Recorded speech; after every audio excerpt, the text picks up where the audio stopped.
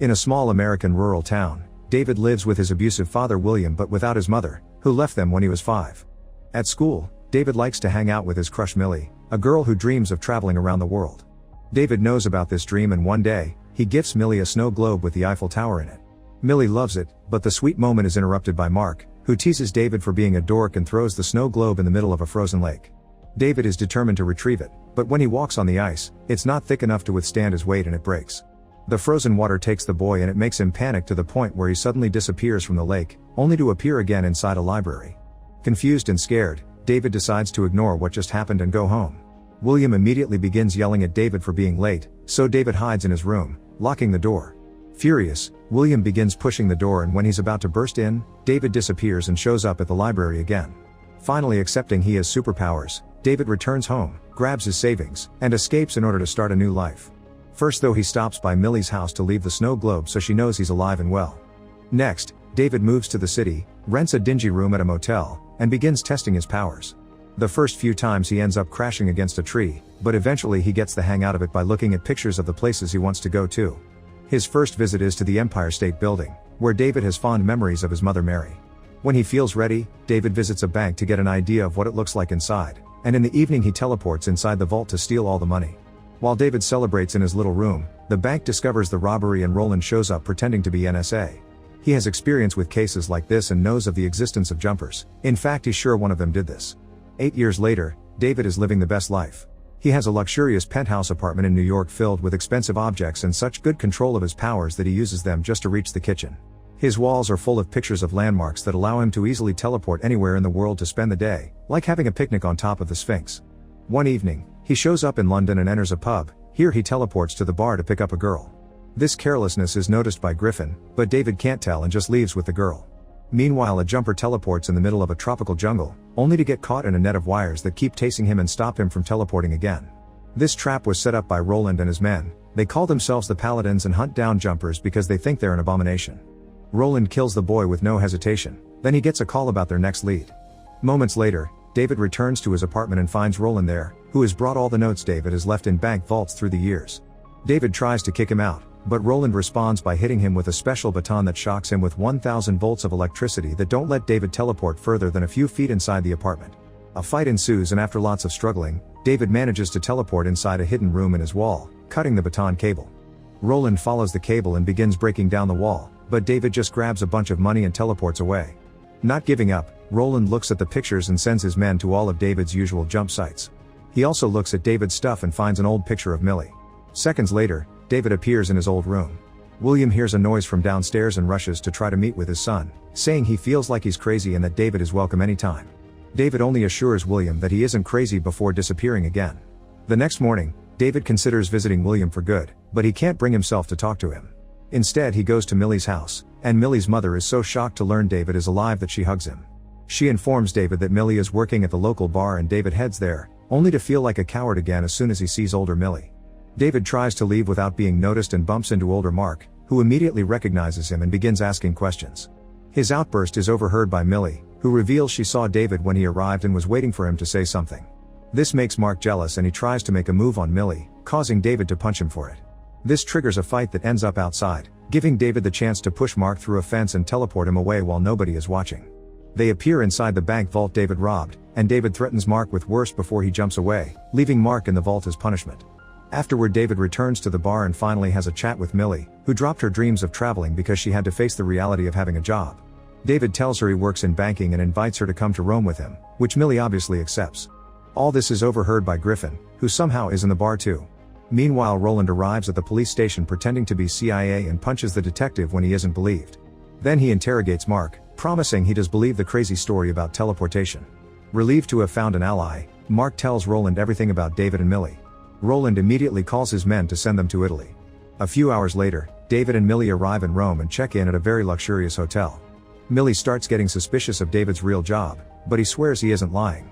The two of them end up getting frisky for a while before they finally leave the hotel and enjoy the beauty of Rome while Griffin watches them from afar. Eventually, David and Millie try to enter the Colosseum, but it's already closed for the day. While Millie is distracted, David teleports inside to get a side door open and pretends he found it like that. The couple wanders around and enjoys the history behind these views, with David pulling the same trick whenever they find a locked door. When he tries to gain access to the lower area, he bumps into Griffin relieving himself on a pillar. David tries to ignore him, but Griffin suddenly teleports in front of him and reveals there are jumpers all over the world. Griffin scolds David for bringing a not jumper into this and carelessly jumping around because he gained the attention of the wrong people. At that moment, the Paladins enter the Colosseum and start chasing the boys. David is immediately shocked with a baton and he can't move, but Griffin has more experience with these guys' tricks. He teleports away in seconds and quickly knocks them out one by one. Then he tells David about the Paladin organization before disappearing. Suddenly an employee from the Colosseum shows up screaming for help, so David jumps into the jump scar left by Griffin's teleportation, allowing him to find his secret hideout in the desert. Furious, Griffin reminds him he left Millie alone and David immediately jumps back to drag Millie out of the building. Unfortunately, the police are waiting outside and arrest them both. 8 hours later, the cops are still trying to interrogate David, although they can't make a formal arrest until the magistrate from the US Embassy arrives. This magistrate turns out to be Mary, who frees David from his handcuffs and tells him to run before more Paladins come. David tries to go after her to demand an explanation, but a cop gets in his way, so David teleports him to Egypt as punishment.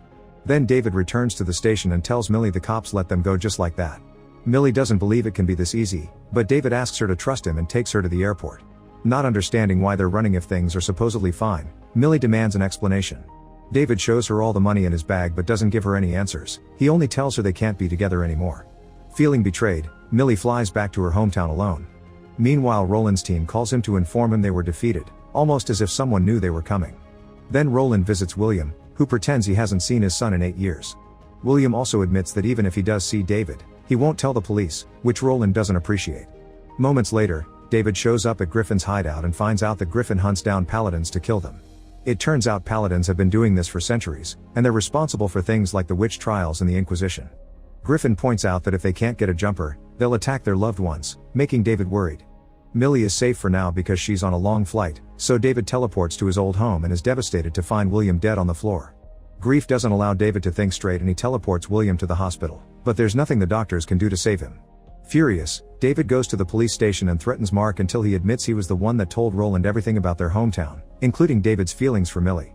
David realizes he must catch Roland before Millie lands in the US, so he teleports to Griffin's hideout to try to steal his Paladin research. Griffin doesn't let him, explaining that unlike the henchman, Roland is too dangerous. This makes David think they should team up to defeat him, but Griffin turns him down, saying he prefers to work alone. Then Griffin teleports to Tokyo and David follows him to keep bothering him about teaming up. Griffin prefers to steal a Scar to have some fun, and brings David along, showing him how he can make the car jump along on the road. David never jumped with something this big, and Griffin confesses he once knew a guy that tried to teleport a whole building but died in the process. After David asks for the millionth time, Griffin accepts to team up as long as David doesn't contact him ever again. Afterward, the two of them teleport to the airport, but it's too late, Millie already landed and left. David goes to the bar to ask for her, and a waitress tells him Roland's been around asking for Millie too. Next, David teleports to Millie's apartment and is relieved to discover she's fine.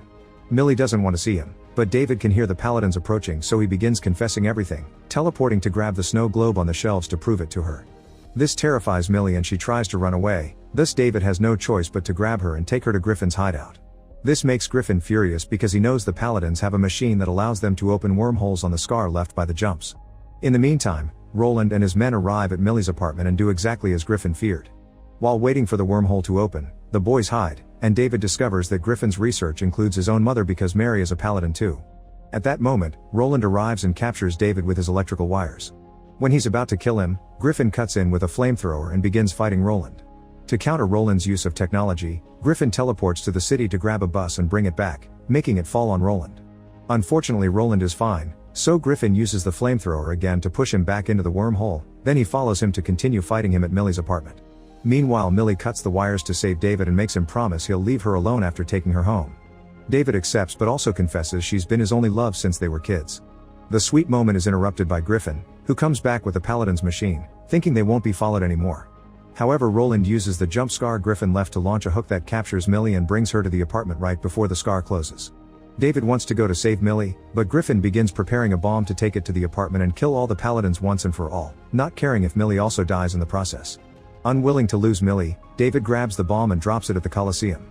Griffin immediately follows him and the two of them start fighting over the detonator as they teleport all over the world.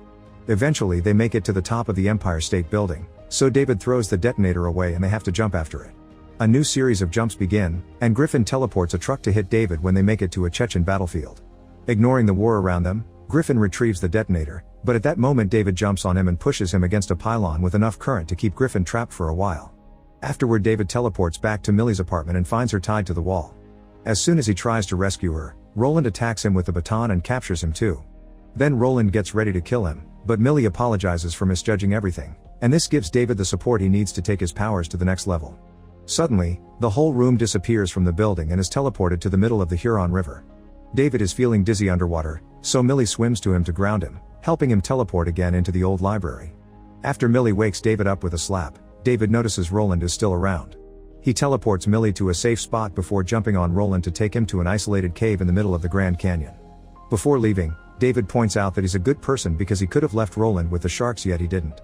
Many days later, David follows some clues about his mother to a house in a snowy area. He discovers Mary has a new life with a daughter here, and Mary admits she left him because she knew about his powers. Mary refuses to leave her job as a paladin and hugs him, explaining that she does love David but the only thing she can offer is a head start. David leaves as he accepts his mother is the enemy and meets with Millie, who leaves with him to a warmer place. Make sure to subscribe and turn on notifications so you can watch more videos like this. Thanks for watching.